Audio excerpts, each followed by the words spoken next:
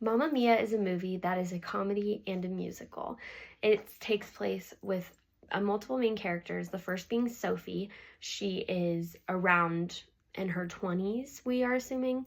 Her mother, Donna, who is probably in her 50s. Um, and then Sky, who is around Sophie's age, and that is Sophie and Sky are engaged. And then three other men that are Donna's age, named Sam, Bill, and Harry.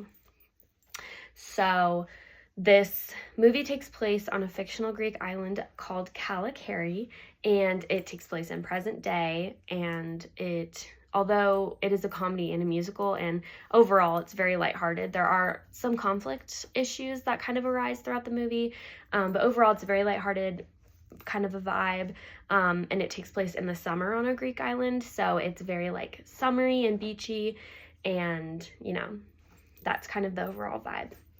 So Donna is the mother and one of the main characters, and she, after graduating college in somewhere in England, we're assuming, it's not specifically said, she decides to travel around Europe and kind of doesn't really have a plan for after college, and lands on this fictional island of Kalikari in Greece. And with this, she doesn't really have a plan. She's definitely very like free-spirited, kind of just go with the flow type of person.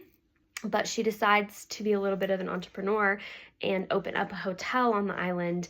And in its early years, it was very successful. And throughout the movie, we kind of learn that as the years have gone on, it's a little bit less popular. Not as many people really know about it.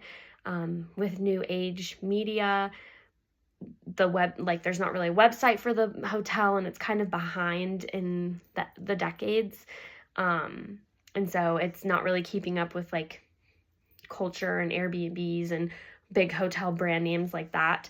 And Sophie and Sky, her daughter and her daughter's fiance, kind of talk about potentially taking over this hotel and how that they're getting married at the hotel, so hopefully that brings more business to it. And then Sophie, at the beginning of the movie, she finds a journal of Donna's that was written around the time of Sophie's conception. Donna is single and had only really experimented with men in her younger years.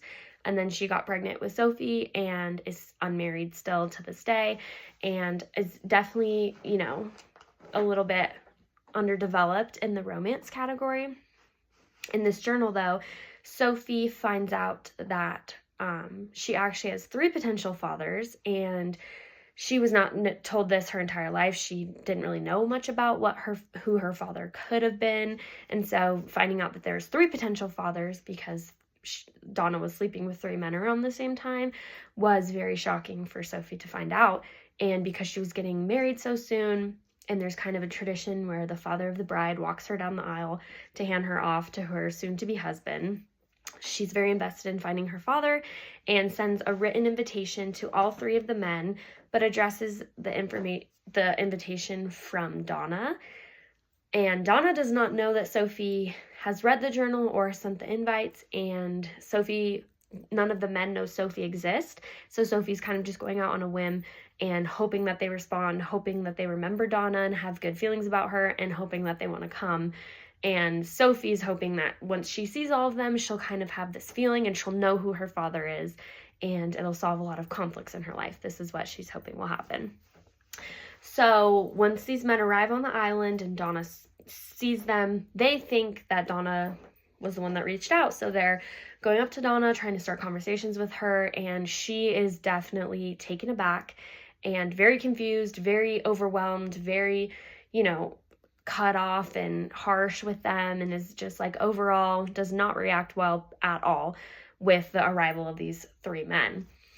This arrival of them creates multiple different struggles throughout the entire movie, but the first one that I really noticed was Donna's internal struggle with herself.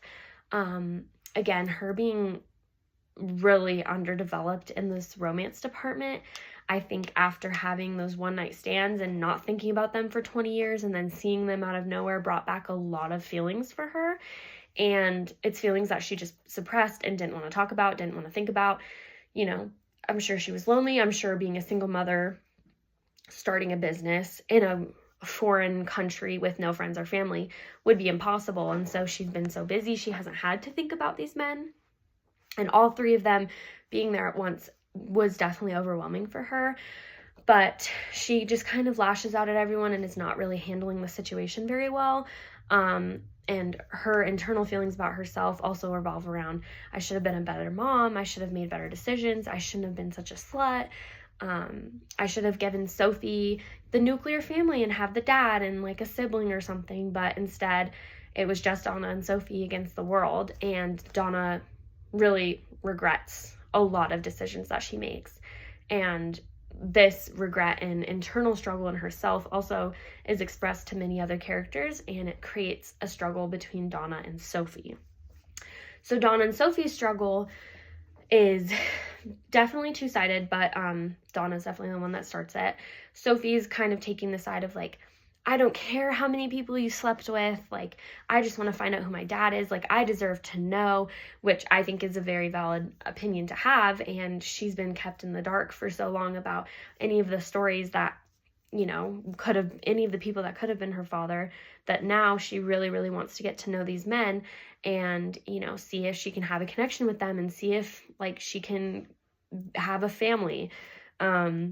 And Donna's really mad at Sophie for sending out those invitations, and she definitely lashes out on Sophie and some of her other friends. And her perspective was that Sophie should have stayed out of things. She should not have read her journal. You know, she should have just like stayed out of the whole situation and never brought these men here. And that creates a big divide within each other. So some ways that I think Donna could deal with her internal struggle. She obviously likes journaling because that's kind of how we got here in the first place, Sophie finding her journals. I think journaling is a really productive way of expressing your feelings, especially having it written down and just kind of having a physical release of those feelings and those thoughts. I think journaling, maybe Donna stopped journaling. If she has, she should pick it back up. If she's doing it, I think she should have took to journaling and taken a second to calm down before really addressing Sophie, addressing herself, addressing the three men, addressing her friends, all of the above. I also think she really needs to address her internalized sexism, because honestly, a lot of her feelings towards herself were really negative in the sense of how many men she had gotten with, and you know, that really was a big point for her that was really bothering her about herself. And I think she really needs to address that, either with talking to some friends, talking to a therapist, any of the above, I think would be really beneficial for her. And just practicing mindfulness overall and like not suppressing her feelings, because obviously she's just trying to avoid all of those feelings that she had, and it's coming back to bite her in the butt. And, you know, I think being mindful of how she's expressing herself, being mindful of how she's feeling, and just taking more of an active approach into working through these feelings instead of lashing out in anger and frustration on herself and others around her.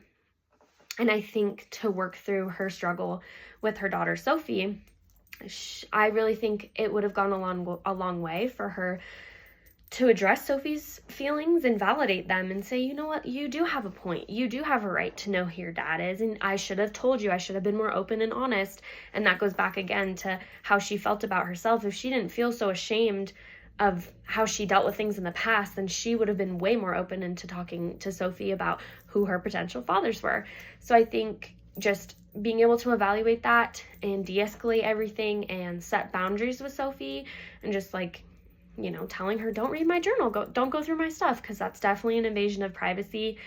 But even then, I do think that Donna was the one that was really the aggressor in the situation, and I think all of that could have been handled a lot better with more mindful and thoughtful techniques.